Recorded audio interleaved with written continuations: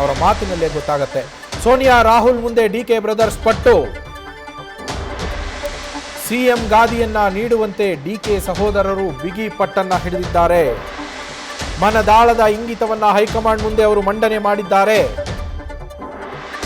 ರಾತ್ರಿ ಹಗಲು ಕೆಲಸ ಮಾಡಿ ನಾವು ಪಕ್ಷವನ್ನ ಅಧಿಕಾರಕ್ಕೆ ತಂದಿದ್ದೇವೆ. ಅದರಲ್ಲೂ ಡಿಕೆ ಶಿವಕುಮಾರ್ ಅವರು ಇದಕ್ಕೆ ಸಾಕಷ್ಟು ಶ್ರಮವನ್ನ ವಹಿಸಿದ್ದಾರೆ. 2.5 ವರ್ಷ ಮುಗಿದ್ರೂ ಕೂಡ ಇನ್ನೂ ತಮಗೆ ಅವಕಾಶವನ್ನ ನೀಡಿಲ್ಲ.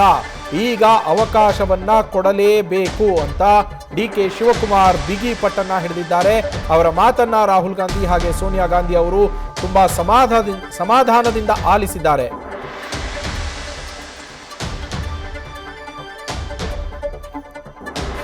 ನಮ್ಮ ಪ್ರತಿನಿಧಿ ಶಿವಪ್ರಸಾದ್ ಲೈವ್ ನಲ್ಲಿ ಜಾಯಿನ್ ಆಗಿದ್ದಾರೆ. ಶಿವಪ್ರಸಾದ್, ತುಂಬಾನೇ ಬಿಗಿ ಪಟ್ಟನ್ನ ಹಿಡಿದಿರುವಂತದ್ದು ಡಿಕೆ ಶಿವಕುಮಾರ್ ಅವರು, ನಮಗೆ ಈಗ ಅವಕಾಶವನ್ನ ನೀವು ಕೊಡಲೇಬೇಕು, ನಮ್ಮ ಶ್ರಮ ಸಾಕಷ್ಟು ಇದೆ, 2.5 ವರ್ಷ ಆಯ್ತು, ಆದ್ರೆ ಇಲ್ಲಿವರೆಗೂ ಕೂಡ ನಮಗೆ ಅಧಿಕಾರ ಇನ್ನು ಕೊಟ್ಟಿಲ್ಲ ಅಂತೇಳಿ ಸೋನಿಯಾ ಗಾಂಧಿ ರಾಹುಲ್ ಗಾಂಧಿ ಅವರನ್ನ ಹೆಚ್ಚು ಕಡಿಮೆ ಒಂದು ಅರ್ಧ ವರ್ಷದ ಸರ್ಕಸ್ ಅವರನ್ನ ಭೇಟಿ ಆಗಬೇಕು ಅನ್ನೋದು ಅದು ಸಾಧ್ಯ ಆಗಿರಲಿಲ್ಲ.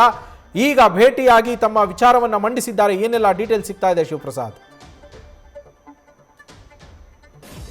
ಖಂಡಿತವಾಗಿಯೂ ನವೀನ್, ಈ ಬಾರಿ ದೆಹಲಿ ಭೇಟಿಯ ಸಂದರ್ಭದಲ್ಲೂ ಕೂಡ ಡಿಸಿಎಂ ಡಿಕೆ ಶಿವಕುಮಾರ್ ಅವರು ಸ್ಪಷ್ಟವಾಗಿ ಹೇಳಿದ್ರು, ನಾನು ದೆಹಲಿಗೆ ಹೋಗ್ತಾ ಇರೋದೇ ರಾಜಕಾರಣ ಮಾಡ್ಲಿಕ್ಕೆ ಅಂತಕ್ಕಂಥ ವಿಚಾರವನ್ನ ಪ್ರಸ್ತಾಪ ಮಾಡಿದ್ರು.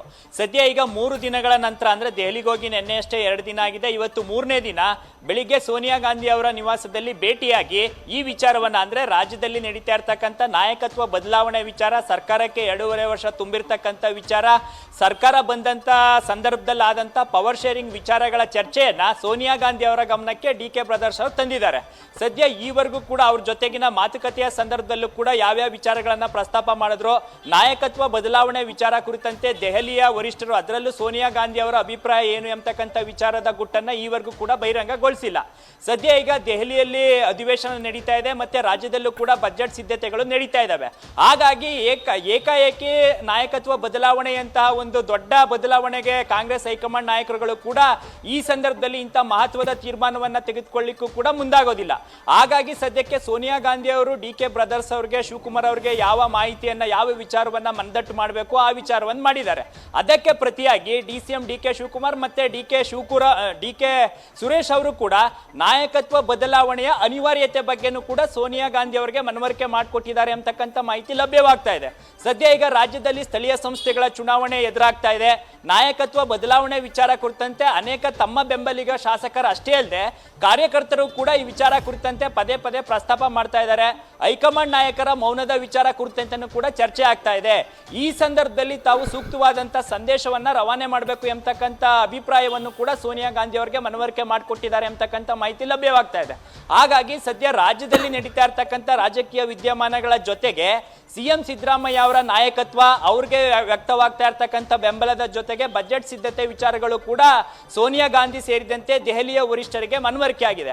ಹಾಗಾಗಿ ಸದ್ಯಕ್ಕೆ ಏಕಾಏಕಿ ತರಾತುರಿಯಲ್ಲಿ ಆತುರದ ನಿರ್ಧಾರಗಳನ್ನ ತೆಗೆದುಕೊಳ್ಳೋದು ಬೇಡ, ತಾವು ಶಾಂತವಾಗಿರಿ, ತಮ್ಮ ತ್ಯಾಗ ಇರ್ಬೋದು, ಪರಿಶ್ರಮ ಇರ್ಬೋದು, ಎಲ್ಲವೂ ಕೂಡ ನಮ್ಮ ಗಮನದಲ್ಲಿದೆ ಅಂತಕ್ಕಂಥ ವಿಚಾರವನ್ನು ಕೂಡ ಸೋನಿಯಾ ಗಾಂಧಿ ಅವರು ಡಿಕೆ ಬ್ರದರ್ಸ್ ಅವರಿಗೆ ಹೇಳಿದ್ದಾರೆ ಅಂತಕ್ಕಂಥ ಮಾಹಿತಿ ಲಭ್ಯವಾಗ್ತಾ ಇದ್ದು, ನಾಯಕತ್ವ ಬದಲಾವಣೆ ವಿಚಾರ, ಪವರ್ ಶೇರಿಂಗ್ ವಿಚಾರ ಕುರಿತಂತೆ ಸೋನಿಯಾ ಗಾಂಧಿ ಅವರು ಈವರೆಗೂ ಕೂಡ ಯಾವುದೇ ಭರವಸೆಯನ್ನಾಗ್ಲಿ, ಅಂದ್ರೆ ಯಾವಾಗ ನಾಯಕತ್ವ ಬದಲಾವಣೆ ಆಗುತ್ತೆ, ತಮಗೆ ಯಾವಾಗ ಸಿಎಂ ಪಟ್ಟ ಸಿಗಲಿದೆ ಅಂತಕ್ಕಂಥ ವಿಚಾರ ಕುರಿತಂತೆ ಸೋನಿಯಾ ಗಾಂಧಿ ಅವರು ಡಿಸಿಎಂ ಡಿಕೆ ಶಿವಕುಮಾರ್ ಅವರಿಗೆ ಸ್ಪಷ್ಟವಾದಂತ ಭರವಸೆಯನ್ನು ಕೂಡ ನೀಡಿಲ್ಲ ಅಂತಕ್ಕಂಥ ಮಾಹಿತಿ ಲಭ್ಯವಾಗ್ತಾ ಇದೆ.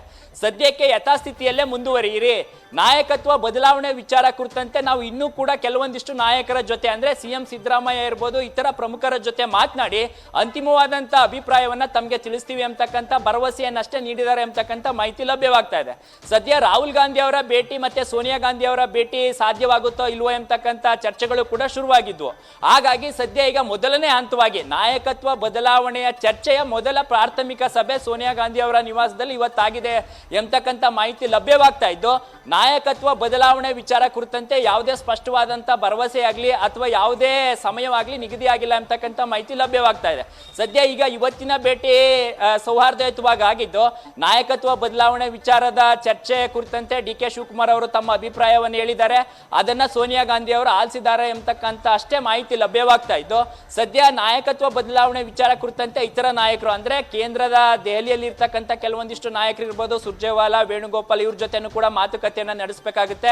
ಆ ನಂತರ ಸಿದ್ದರಾಮಯ್ಯ ಅವರನ್ನು ಕೂಡ ವಿಶ್ವಾಸಕ್ಕೆ ತೆಗೆದುಕೊಳ್ಬೇಕಾಗುತ್ತೆ.